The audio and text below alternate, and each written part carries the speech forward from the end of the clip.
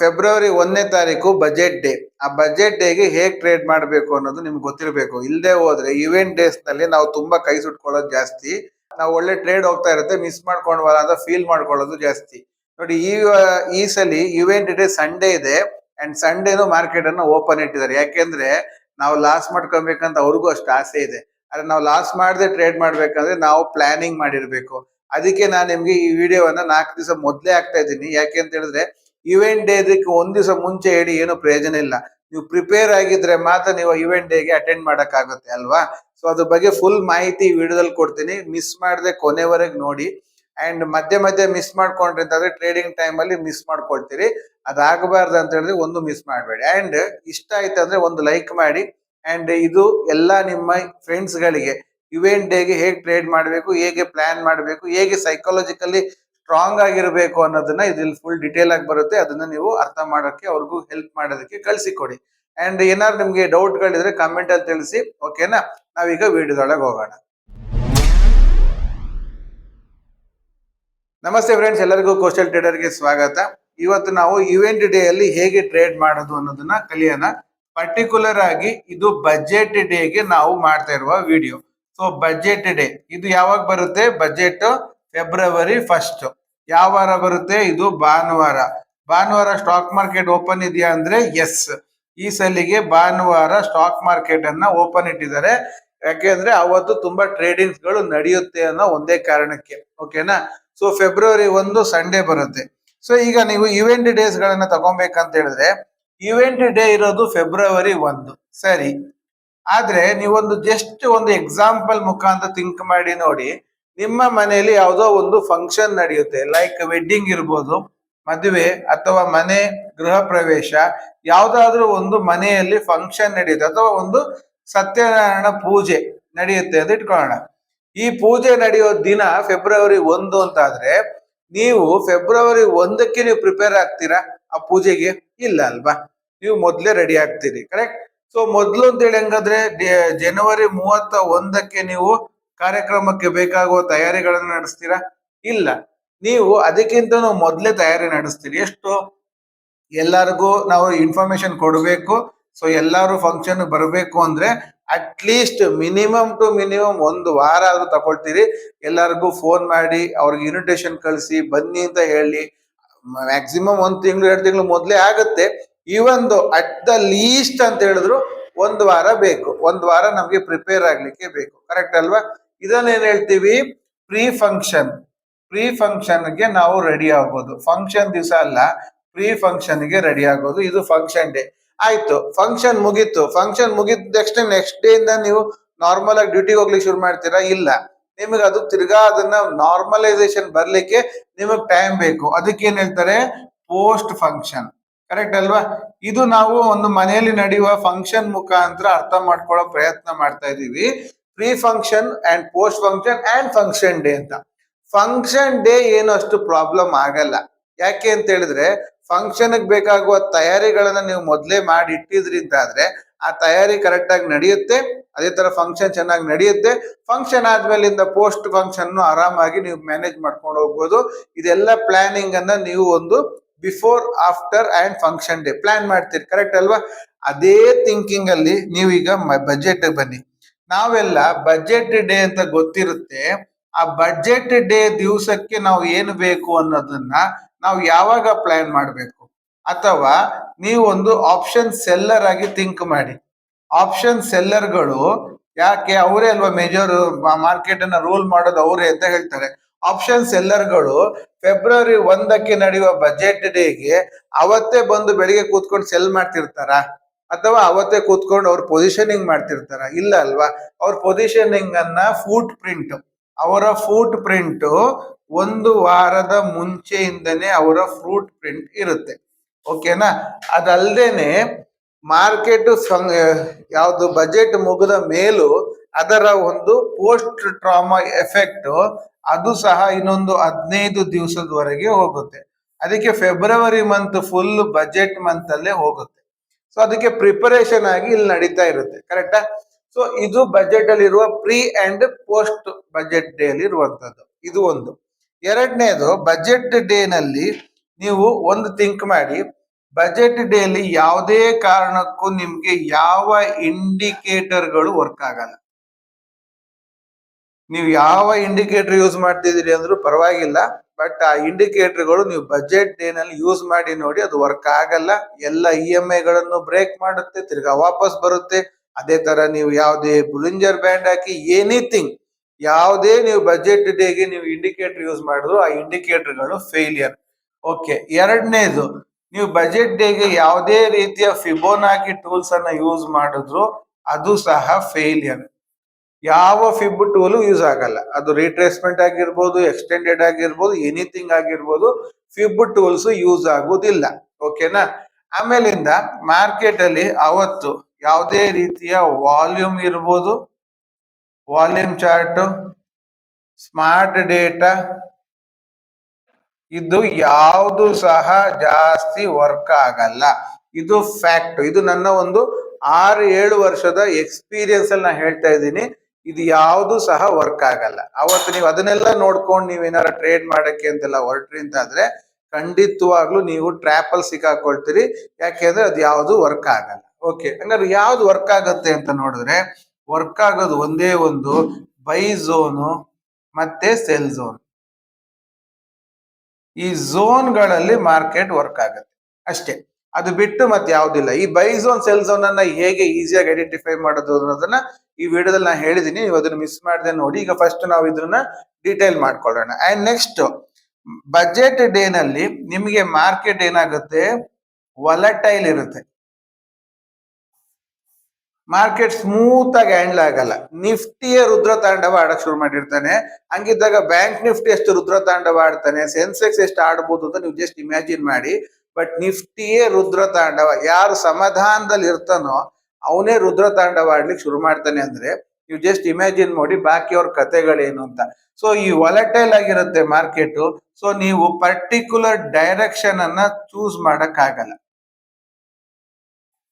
ನಾನು ಈಗ ಏನು ಆಗುತ್ತೆ ಅನ್ನೋದಕ್ಕಿಂತ ಏನೆಲ್ಲ ಆಗಲ್ಲ ಅನ್ನೋದು ನಿಮ್ಗೆ ಹೇಳಿದೆ ಅಂದ್ರೆ ಆಮೇಲಿಂದ ನಿಮ್ಗೆ ಏನು ಮಾಡಬೇಕು ಅನ್ನೋದು ಕ್ಲಿಯರ್ ಆಗುತ್ತೆ. ಫಸ್ಟ್ ಈ ಥಾಮಸ್ ಆಲ್ವಾ ಎಡಿಸನ್ ಬಲ್ಬ್ ಕಂಡುಹಿಡಿಬೇಕಾದ್ರೆ ಯಾವ್ದಕ್ಕೆಲ್ಲ ಕರೆಂಟ್ ಪಾಸ್ ಆಗಲ್ಲ ಅಂತ ನೋಡಿದ್ನಂತೆ. ಆಮೇಲಿಂದ ಯಾವ್ದು ಕರೆಂಟ್ ಪಾಸ್ ಆಗುತ್ತೆ ಅಂತ ನೋಡಿದ್ನಂತೆ. ಅದೇ ತರನೇ ಇಲ್ಲಿ ಯಾವ್ದೆಲ್ಲ ವರ್ಕ್ ಆಗಲ್ಲ ಅಂತ ನಿಮಗೆ ಗೊತ್ತಾಗಿದ್ರೆ ಯಾವ್ದು ವರ್ಕ್ ಆಗುತ್ತೋ ಅದನ್ನ ಗಟ್ಟಿ ಇಟ್ಕೊಂಡು ಕೂತ್ಕೊಂಡ್ಬಿಡ್ಬೋದು. ಕರೆಕ್ಟ್ ಅಲ್ವಾ? ಆ ಒಂದು ಮೆಥಡಾಲಜಿ ನಾನು ಬರ್ತಾ ಇದ್ದೀನಿ. ಸೊ ದಟ್ ಇಲ್ಲಿ ವಾಲೆಟೈಲ್ ಇರೋದ್ರಿಂದ ಪರ್ಟಿಕ್ಯುಲರ್ ಡೈರೆಕ್ಷನ್ ಹಿಡಿಯಕ್ ಆಗಲ್ಲ. ಆಯ್ತಾ? ಅದಲ್ದೇನೆ ಮ್ಯಾಕ್ಸ್ ಟು ಮ್ಯಾಕ್ಸ್ ಯಾರೆಲ್ಲ ರಿಟೇಲ್ ಸೆಲ್ಲರ್ಗಳು ಏನ್ ಮಾಡ್ತಾರೆ ಅಂದ್ರೆ ಎಡ್ಜಿಂಗ್ ಮಾಡ್ತಾರೆ. ಎರಡು ಡೈರೆಕ್ಷನ್ಗೂ ಎಡ್ಜಿಂಗ್ ಮಾಡ್ತಾರೆ. ಒಂದು ಸಿಇ, ಇನ್ನೊಂದು PE. ಅವ್ರ ಲೆಕ್ಕದಲ್ಲಿ ಏನು, ಮಾರ್ಕೆಟ್ ಒಂದ ಈ ಕಡೆ ಹೋಗ್ಬೇಕು, ಇಲ್ಲ ಈ ಕಡೆ ಹೋಗ್ಬೇಕು, ನನಗ್ ಪ್ರಾಫಿಟ್ ಆಗುತ್ತೆ. ಒಂದ್ ವೇಳೆ ಮಾರ್ಕೆಟ್ ಮಧ್ಯದಲ್ಲೇ ಇದ್ರು ನನಗ್ ಪ್ರಾಫಿಟ್ ಆಗುತ್ತೆ ಅಂತ. ಬಟ್ ಈ ಸ್ಟ್ಯಾಡಲ್ಗಳು ವರ್ಕ್ ಆಗಲ್ಲ. ಇದು ಸಹ ವರ್ಕಿಂಗು ಇಲ್ಲ. ನೀವು ಬೇಕಾದ್ರೆ ಅಬ್ಸರ್ವ್ ಮಾಡಿ ನೋಡಿ. ನಾವು ಹೇಳ್ತೀವಿ ನೋಡಿ, ನಾವೀಗ ಬಜೆಟ್ ಡೇನಲ್ಲಿ ಬಂದು ಹೇಳ್ತಾ ಇಲ್ಲ. ಬಜೆಟ್ ಡೇಕ್ಕಿಂತ 4 ದಿವಸ ಮುಂಚೆನೆ ಹೇಳ್ತಾ ಇದ್ದೀನಿ. ಬಜೆಟ್ ಡೇ ಬಂದಾಗ ಇದೆಲ್ಲ ಟ್ರೈ ಮಾಡಿ ನೋಡಿ. ಹೌದಾ ಹೇಳ್ತಿರೋ ಸರಿ ಇದೆಯೋ ಸುಳ್ಳಿದೆಯೋ ಅಂತ ನೀವು ಅಬ್ಸರ್ವ್ ಮಾಡಿ. ಆಮೇಲೆ ನೀವು ನಮಗೆ ಕಮೆಂಟ್ ಅಲ್ಲಿ ತಿಳಿಸಿ. ಏನು ಗಡಿಬಿಡಿ ಇಲ್ಲ. ಆದ್ರೆ ಇದೆಲ್ಲ ನಾವು ಅಬ್ಸರ್ವ್ ಮಾಡಿದನ್ನ ಹೇಳ್ತಾ ಇದ್ದೀವಿ. ಇದೆಲ್ಲ ಮಾಡಿ ಲಾಸ್ ಮಾಡ್ಕೊಂಡಿದ್ದೀನಿ ನಾನು. ಇದೆಲ್ಲ ಮಾಡಿ ಲಾಸ್ ಮಾಡ್ಕೊಂಡಿದ್ರಿಂದ ಅದು ವರ್ಕ್ ಆಗಲ್ಲ. ಸೊ ಅದನ್ನು ನೀವು ನೆನಪಲ್ಲಿ ಇಟ್ಕೊಬೇಕು. ಅದಾದ್ಮೇಲಿಂದ ಬಜೆಟ್ ಸ್ಟಾರ್ಟ್ ಆಗೋದು, ಫಾರ್ ಎಕ್ಸಾಂಪಲ್ ಅವತ್ತು ಸಂಡೇ ಇದೆ, 9 ಗಂಟೆಗೆ ನಮ್ಮ ಮಾರ್ಕೆಟ್ ಓಪನ್ ಆದ್ರೂ ಸಹ ಬಜೆಟ್ ಅನ್ನ ಅವರು ಮಂಡನೆ ಮಾಡೋದು 11 ಗಂಟೆಗೆ ಅಂತ ಇಟ್ಕೊಳ್ಳೋಣ. ಎಕ್ಸಾಂಪಲ್ ಹೇಳ್ತಾ ಇದ್ದೀನಿ. ಎಷ್ಟು ಗಂಟೆ ಅಂತ ಅವತ್ತು ಗೊತ್ತಾಗುತ್ತೆ ನಮ್ಗೆ. ಅವತ್ತಿಂದು ವಿಡಿಯೋ, ಯಾಕಂದ್ರೆ ಇದು ಅಡ್ವಾನ್ಸ್ ವಿಡಿಯೋ ಮಾಡೋದ್ರಿಂದ ಆ ಟೈಮಿಂಗ್ಸ್ ಈಗ ಕರೆಕ್ಟ್ ಆಗಿ ನನಗೆ ಹೇಳಕ್ ಬರ್ತಿಲ್ಲ. ಬಟ್ ಅವತ್ತಿಂದು ನಿಮ್ಗೆ ಗೊತ್ತಿರುತ್ತೆ ಅಡ್ವಾನ್ಸ್ ಅಲ್ಲಿ. ಇದು ಬಜೆಟ್, ನಮ್ಮ ಫೈನಾನ್ಸ್ ಮಿನಿಸ್ಟರ್ ಬಜೆಟ್ ಅನ್ನ ಮಂಡನೆ ಮಾಡುವ ಟೈಮ್. ಈ ಬಜೆಟ್ ಮಂಡನೆ ಮಾಡೋ ಟೈಮು ಇಲ್ಲಿ ಮಾರ್ಕೆಟ್ ಓಪನಿಂಗ್ ಆಗೋ ಟೈಮ್. ಈ ಎರಡು ಟೈಮಿನ ಮಧ್ಯ ಮಾರ್ಕೆಟ್ ಸೈಡ್ ವೇಸ್ ಇರುತ್ತೆ. ಅಂಡ್ ಈ ಸೈಡ್ ವೇಸ್ ಸ್ವಲ್ಪ ಕಾಮ್ ಆಗಿರುತ್ತೆ. ನಿಮ್ಗೆ ಬಜೆಟ್ ಡೇದಲ್ಲಿ ಬಂದು ದುಡ್ಡು ಮಾಡಬೇಕು ಅಂತ ಇದ್ರೆ ಈ ಕಾಮ್ನೆಸ್ ಇರುತ್ತೆ ನೋಡಿ. ಈ ಓಪನಿಂಗ್ ಇಂದ ಅಲ್ಲಿ ಒಂದು ಅವರ ಬಜೆಟ್ ಮಂಡನೆ ಆಗುವ ಟೈಮಿನವರೆಗೆ, ಆ ಟೈಮ್ ಗ್ಯಾಪ್ ಒಳಗೆ ನೀವು ಒಂದು 10-20 ಪಾಯಿಂಟ್ ಮಾಡ್ಕೊಂಡು ಡೈಲಿ ಗಂಜಿ ಊಟ ಮಾಡೋರು ಅವತ್ತು ಬಂದು ಊಟ ಮಾಡ್ಕೊಂಡು ಹೋಗ್ಬಿಡ್ಬೋದು. ಬಿರಿಯಾನಿ ಕಾಯೋರು ಸ್ವಲ್ಪ ಕಾಯ್ಬೇಕು. 11 ಗಂಟೆ ನಂತರ ಬಿರಿಯಾನಿ ಊಟ ಸ್ಟಾರ್ಟ್. ಇಲ್ಲಿ 9ರಿಂದ 11 ಗಂಟೆ ಒಳಗೆ ಸೈಡ್ ವೇಸ್ ಮಾರ್ಕೆಟ್ ಅಲ್ಲಿ ಕಾಮ್ ಆಗಿರುತ್ತೆ ಮಾರ್ಕೆಟ್. ಅವತ್ತೊಂದು 10-20 ಪಾಯಿಂಟ್ ಮಾಡ್ಕೊಂಡು ಅವತ್ತು ನಾನು ದುಡ್ಡು ಮಾಡಿದೆ ಅಂತ ಹೇಳ್ಕೊಂಡು ಹೋಗ್ಬೋದು. ಎಕ್ಸ್ಟ್ರಾ ಓಪನ್ ಮಾಡಿದ್ರು ಮಾರ್ಕೆಟ್, ನನ್ಗೊಂದು ಲಾಟ್ರಿ ಹೊಡಿತು, ಒಂದು 10 ಪಾಯಿಂಟ್ ಸಿಕ್ತು ಅಂತ ಹೋಗ್ಬೋದು. ಬಜೆಟ್ ಅನ್ನು ಮತ್ತೆ ನೋಡಬಾರ್ದು. ಓಕೆನಾ? ಈಗ ಬಜೆಟ್ ಮಂಡನೆ ಆಗಕ್ಕೆ ಸ್ಟಾರ್ಟ್ ಆಗಿ ಬಜೆಟ್ ಕ್ಲೋಸಿಂಗ್ 1 ಅವರ್ 2 ಅವರ್ ತಗೊಳ್ತಾರೆ. ಕರೆಕ್ಟ್ ಅಲ್ವಾ? ಈ ಕ್ಲೋಸಿಂಗ್ ಆಗೋವರೆಗೂ ಮಾರ್ಕೆಟ್ ಡೈರೆಕ್ಷನ್ ಲೆಸ್ ಅಲ್ಲಿ ವರ್ಕ್ ಆಗುತ್ತೆ. ಮಾರ್ಕೆಟ್ ಡೈರೆಕ್ಷನ್ ಲೆಸ್ ಅಲ್ಲಿ ವರ್ಕ್ ಆಗುತ್ತೆ. ಎರಡೂ ಕಡೆ ಮೂವ್ಮೆಂಟ್ ಕೊಡ್ತಾನೆ. ಎರಡೂ ಕಡೆ ಮೂವ್ಮೆಂಟ್ ಅಲ್ಲೂ ನಿಮ್ಗೆ ಒಳ್ಳೆ ರೀತಿಯ ಪಾಯಿಂಟ್ಸ್ ಗಳು ಬರುತ್ತೆ. 30ರಿಂದ 40 ಪಾಯಿಂಟ್ಸ್ ಬರುತ್ತೆ. ಆದ್ರೆ ರಿಯಲ್ ಆಗಿ ಇದು ಇನ್ನೂ ಮೂವ್ಮೆಂಟ್ ಅಲ್ಲ. ಓಕೆನಾ? ಇದು ರಿಯಲಿ ಇನ್ನೂ ಮೂವ್ಮೆಂಟ್ ಅಲ್ಲ. ಓಕೆ, ಆಮೇಲಿಂದ ಯಾವಾಗ ರಿಯಲ್ ವರ್ಕ್ ಮೂವ್ಮೆಂಟ್ ಸ್ಟಾರ್ಟ್ ಆಗುತ್ತೆ ಅಂದ್ರೆ ಬಜೆಟ್ ಸ್ಟಾಪ್ ಆದ ನಂತರ, ಬಜೆಟ್ ಮಂಡನೆ ಸ್ಟಾಪ್ ಆದ ನಂತರ ಕ್ಲೋಸಿಂಗ್ ಆಗೋವರೆಗೆ ಒಂದು ಮಾರ್ಕೆಟ್ ಇದೆ ನೋಡಿ. ಈ ಮಾರ್ಕೆಟ್ ರಿಯಲ್ ಆಗಿ ಬಜೆಟ್ ಡೇನ ಆ ಒಂದು ಫೀಲ್ ಕೊಡುವಂತಹ ಮಾರ್ಕೆಟ್. ಆ ಒಂದು ಫೀಲ್ ಅಂದ್ರೆ ಏನದು? ಆ ಒಂದು ಹೈ ವಾಲಟಿಲಿಟಿ ಅಂಡ್ ಹೈ ಒಂದು ಮೂಮೆಂಟಮ್, ಒಂದೇ ಒಂದು ಡೈರೆಕ್ಷನ್ ಅಲ್ಲಿ 10 ರೂಪಾಯಿದು 100 ರೂಪಾಯಿ ಆಗುವಂತದ್ದು, ಅಥವಾ ಏನೆಲ್ಲ ನೀವು ಎನ್ಕೊಂಡಿದ್ದೀರೋ ಅದೆಲ್ಲ ಆಗುವಂತ ಟೈಮಿಂಗ್ಸ್ ಅಂತ ತಗೊಂಡ್ರೆ ಅವರ ಬಜೆಟ್ ಮಂಡನೆ ಸ್ಟಾಪ್ ಆಗಿ ಮಾರ್ಕೆಟ್ ಕ್ಲೋಸ್ ಆಗೋ ಈ ಗ್ಯಾಪ್ ಅಲ್ಲಿ ಮಾತ್ರ ನಡೆಯುತ್ತೆ. ಓಕೆನಾ? ಬಾಕಿ ಆ ಟೈಮಲ್ಲಿ ನಡೆಯಲ್ಲ. ಇದು ಸಹ ಇದು ರ್ಯಾಂಡಮ್ ಟ್ರೇಡ್ಸ್ ಗಳು 30-40 ಪಾಯಿಂಟ್ಸ್ ತಗೊಂಡು ಹೋಗ್ಬೋದು. ಅದಾದ್ಮೇಲಿಂದ ಬಜೆಟ್ಟಿನ ರಿಸಲ್ಟ್ ಇದ್ರ ಮೇಲೆ ಪ್ರಭಾವ ಬೀಳಕ್ಕೆ ಶುರು ಆಗುತ್ತೆ. ಅಲ್ಲಿವರೆಗೆ ಅದ್ರ ಪ್ರಭಾವ ಬೀರಲ್ಲ. ಓಕೆನಾ? ಇದು ಮಾರ್ಕೆಟ್ ಅಲ್ಲಿ ಇರುವಂತಹ ಒಂದು ಮೆಥಡಾಲಜಿ. ಓಕೆ, ಈಗ ನಾನು ಅವಾಗ್ಲೇ ಹೇಳ್ದಾಗೆ ಮಾರ್ಕೆಟ್ ಅವತ್ತು ಝೋನ್ ಟು ಝೋನ್ ಹೋಗುತ್ತೆ. ಆ ಝೋನ್ಗಳನ್ನ ಅವರು ಈ ವೀಕ್ ಅಲ್ಲೇ ಮಾಡ್ತಾರೆ. ಈ ವೀಕ್ ಅಲ್ಲೇ ಮಾಡ್ತಾರೆ. ಆ ಝೋನ್ ಟು ಝೋನ್ ಹೋಗುತ್ತೆ, ಮಾರ್ಕೆಟ್ ರನ್ ಆಗುತ್ತೆ. ಯಾವ ರೀತಿ ಝೋನ್ಗಳು? ಈ ಝೋನ್ ಅನ್ನ ಕಂಡುಹಿಡಿಯೋದು ಹೇಗೆ? ಝೋನ್ಗಳು ಕಂಡುಹಿಡಿಯೋದು ತುಂಬಾ ಸುಲಭ ಆಗಿದೆ. ನಾವು ಕೋಶಲ್ ಟ್ರೇಡರ್ ನಾವು ನಿಮ್ಗೆ ಹೇಳ್ಕೊಡುವಂತ ಮೆಥಡಾಲಜಿಲಿ ತುಂಬಾ ಈಸಿ ಇದೆ. ಈಗ ಬಾಕಿದೆಲ್ಲ ಹೇಳ್ತಾರೆ. ಈಗ ರ್ಯಾಲಿ, ಬೇಸು, ರ್ಯಾಲಿ ಅಥವಾ ಡ್ರಾಪು, ಬೇಸು, ರ್ಯಾಲಿ, ಇದೆರಡು ಬೈ ಝೋನು, ಇದು ಡ್ರಾಪು, ಬೇಸು, ರ್ಯಾಲಿ, ಇದು ಅಥವಾ ಡ್ರಾಪು, ಬೇಸ್, ಡ್ರಾಪು, ಇದೆಲ್ಲ ಸೆಲ್ ಝೋನು, ಹಿಂಗೆಲ್ಲ ಹೇಳ್ತಾರೆ. ಸರಿ, ಆದ್ರೆ ಇದೆಲ್ಲದಕ್ಕಿಂತನೂ ಮಿಗಿಲಾಗಿ ನಾವೇನ್ ಹೇಳ್ತಿದೀವಿ ಅಂದ್ರೆ ಸಿಂಪಲ್ ಆಗಿ ನೀವು ಅರ್ಥ ಮಾಡ್ಕೊಳ್ಳೋದು ಏನಂದ್ರೆ ಅವತ್ತು ಯಾವ ಫಿಬೊನಾಕಿಯು ಯೂಸ್ ಆಗಲ್ಲ. ಆಯ್ತಾ? ಯಾವುದೇ ರೀತಿಯ ಇಂಡಿಕೇಟರ್ಸ್ ಗಳು ಯೂಸ್ ಆಗಲ್ಲ. ಸೊ ನೀವೇನ್ ಮಾಡ್ಬೇಕು, ಜಸ್ಟ್ 12 ಗಂಟೆ ಝೋನ್ ಇದೆ ಅಲ್ಲ ನಮ್ದು, ಈ 12 ಗಂಟೆ ಝೋನ್ ಅನ್ನ ಮಾತ್ರ ಮಾರ್ಕ್ ಮಾಡಿ. ಎಲ್ಲ ದಿನದ್ದು ಮಾರ್ಕ್ ಮಾಡಿ. ಆ ಒಂದು ವಾರ ಹಿಂದೆ, ಒಂದು ವಾರ ಮುಂದೆ ಏನ್ ಸಿಗುತ್ತಂದ್ರೆ ಆ ಎಲ್ಲಿ ಮಾರ್ಕೆಟ್ ಓಪನ್ ಆಗಿದೆಯೋ ಆ ಮಾರ್ಕೆಟ್ ಓಪನ್ ಆಗಿದ್ದ ಜಾಗದಕ್ಕಿಂತ 500 ಪಾಯಿಂಟ್ ವರೆಗಿನ ಮೇಲೆ, 500 ಪಾಯಿಂಟ್ ವರೆಗಿನ ಕೆಳಗೆ ಎಲ್ಲ 12 ಗಂಟೆ ಝೋನ್ ಅನ್ನು ಮಾರ್ಕ್ ಮಾಡಿ. ಈ ಮಾರ್ಕ್ ಮಾಡಿಡಿ, ಸಿಂಪಲ್ ಆಗಿ ನಡೆಯುತ್ತೆ. ಆ ಝೋನ್ ಬಿಟ್ಟು ಹೋಗೋವರೆಗೆ ವೆಯ್ಟ್ ಮಾಡಿ. ಝೋನ್ ಬಿಟ್ಟು ಹೋದಾಗ ಹತ್ಕೊಳ್ಳಿ, ಝೋನ್ ಕೆಳಗಡೆ ಸ್ಟಾಪ್ ಲಾಸ್ ಇಡಿ, ನೆಕ್ಸ್ಟ್ ಝೋನ್ ವರೆಗೆ ಕಾಯಿರಿ, ನಿಮ್ಮ ಟಾರ್ಗೆಟ್ ತಗೊಳ್ಳಿ. ಸಿಂಪಲ್ ಆಗಿದೆ, ಸಿಂಪಲ್ ಮೆಥಡಾಲಜಿ. ಇದು ತುಂಬಾ ಪವರ್ಫುಲ್ ಆಗಿ ವರ್ಕ್ ಆಗುತ್ತೆ. ನಾನು ನಿಮ್ಗೆ ಚಾರ್ಟ್ ಅಲ್ಲಿ ಒಂದ್ಸಲ ಎಕ್ಸ್ಪ್ಲೈನ್ ಮಾಡ್ತೀನಿ, ನೋಡ್ಕೊಂಬಿಡಿ. ಸೊ ದಟ್ ಅದು ನಿಮ್ಗೆ ಕ್ಲಿಯರ್ ಆಗಿ ಅರ್ಥ ಆಗುತ್ತೆ. ಓಕೆನಾ? ಇದಿಷ್ಟೇ ಇರೋದು, ಇದು ಚೆನ್ನಾಗಿ ವರ್ಕ್ ಆಗುತ್ತೆ. ಈಗ ನಾವು ಚಾರ್ಟ್ಗೆ ಹೋಗೋಣ.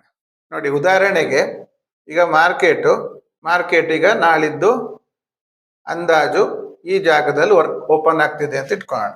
ಮಾರ್ಕೆಟ್ ಅಂದಾಜು ಈ ಜಾಗದಲ್ಲಿ ಓಪನ್ ಆಗ್ತಿದೆ. ಸೊ ಇದಕ್ಕಿಂತ ಮೇಲೆ ಇರುವ 12 ಗಂಟೆ ಝೋನ್ಗಳು, ಇದಕ್ಕಿಂತ ಕೆಳಗಿರುವ 12 ಗಂಟೆ ಝೋನ್ಗಳನ್ನೆಲ್ಲ ಮಾರ್ಕ್ ಮಾಡೋದು ಅಷ್ಟೇ ನಿಮ್ ಕೆಲಸ. ಅಷ್ಟು ಮಾಡಿದ್ರಿ ಅಂತ ಆದ್ರೆ ಆಟೋಮೆಟಿಕ್ ಆಗಿ ನಿಮ್ಗೆ ಎಲ್ಲದು ಸೆಟ್ ಆಗಿ ಹೋಗುತ್ತೆ. ನೋಡಿ, ನಾ ಇಲ್ಲಿ ಮಾರ್ಕ್ ಮಾಡಿ ತೋರಿಸ್ತೀನಿ. ಫಾರ್ ಎಕ್ಸಾಂಪಲ್ ಈಗ ಇಲ್ಲಿ 12 ಗಂಟೆ ಝೋನ್, 12 ಗಂಟೆ ಝೋನ್ ತಗೊಳ್ಳೋಣ.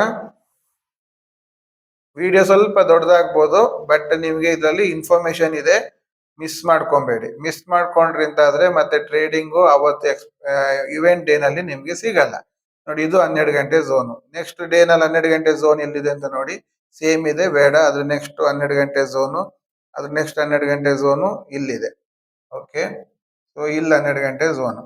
12 ಗಂಟೆ ಅಂತ ಹೇಳಿದ್ರೆ 12 ಗಂಟೆಯಿಂದ 12 ಕಾಲ್ ಆಗುವಂತ ಕ್ಯಾಂಡಲ್ಗೆ 12 ಗಂಟೆ ಝೋನ್ ಅಂತ ಕರಿತೀವಿ.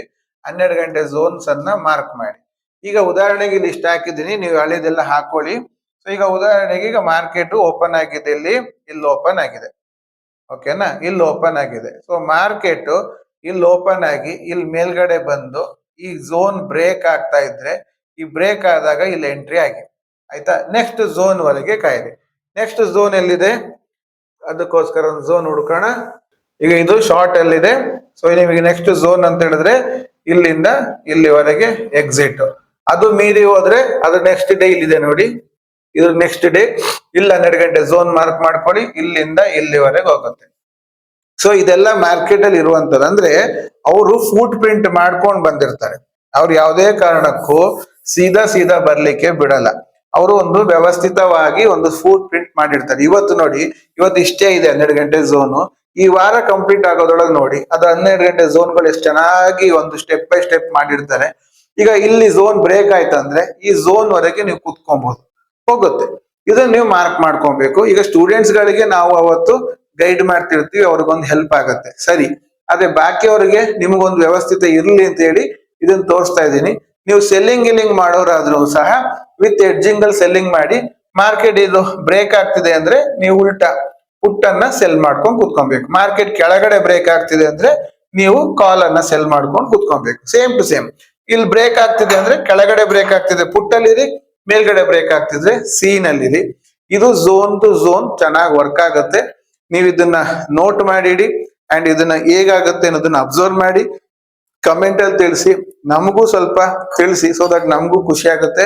ಅವತ್ತು ನಾವು ಸ್ಟೂಡೆಂಟ್ ಒಟ್ಟಿಗೆ ಲೈವ್ ಇರ್ತೀವಿ, ನಾವು ಇದೇ ಮೆಥಡಾಲಜಿ ಮಾಡ್ತಾ ಇರ್ತೀವಿ. ನಿಮ್ಗೂ ಅದ್ರ ಬಗ್ಗೆ ಎಲ್ಲ ಡೀಟೇಲ್ಸ್ ಗಳನ್ನ ಆಮೇಲಿಂದ ತಿಳಿಸ್ತೀವಿ. ನಮ್ಮ ಟೆಲಿಗ್ರಾಮ್ ಒಳಗಿದ್ರಿ ಅಂತ ಆದ್ರೆ ನಾವು ನಿಮ್ಗೆ ಅದನ್ನ ಏನಾಯ್ತು, ಝೋನ್ ಟು ಝೋನ್ ಹೆಂಗ್ ವರ್ಕ್ ಆಯ್ತು ಅನ್ನೋದ್ರ ಬಗ್ಗೆ ನಿಮ್ಗೆ ತಿಳಿಸ್ತೀವಿ. ಸೊ ಈ ವಿಡಿಯೋ ಇಷ್ಟ ಆಗಿದ್ರೆ ಒಂದು ಲೈಕ್ ಮಾಡಿ, ನಿಮ್ ಫ್ರೆಂಡ್ಸ್ಗೂ ತಿಳಿಸಿ. ಅಲ್ಲಿವರೆಗೆ ನಿಮ್ಮೆಲ್ಲರಿಗೊಟ್ಟಿಗೂ ಎಲ್ಲ ಹ್ಯಾಪಿ ಟ್ರೇಡಿಂಗ್ ಆಗ್ಲಿ, ಒಳ್ಳೆ ಪ್ರಾಫಿಟಬಲ್ ಆಗಿ ಇರಿ ಅಂತ ಹೇಳ್ತಾ ಈ ವಿಡಿಯೋನ ಕಂಪ್ಲೀಟ್ ಮಾಡ್ತಾ ಇದ್ದೀನಿ. Thank you very much.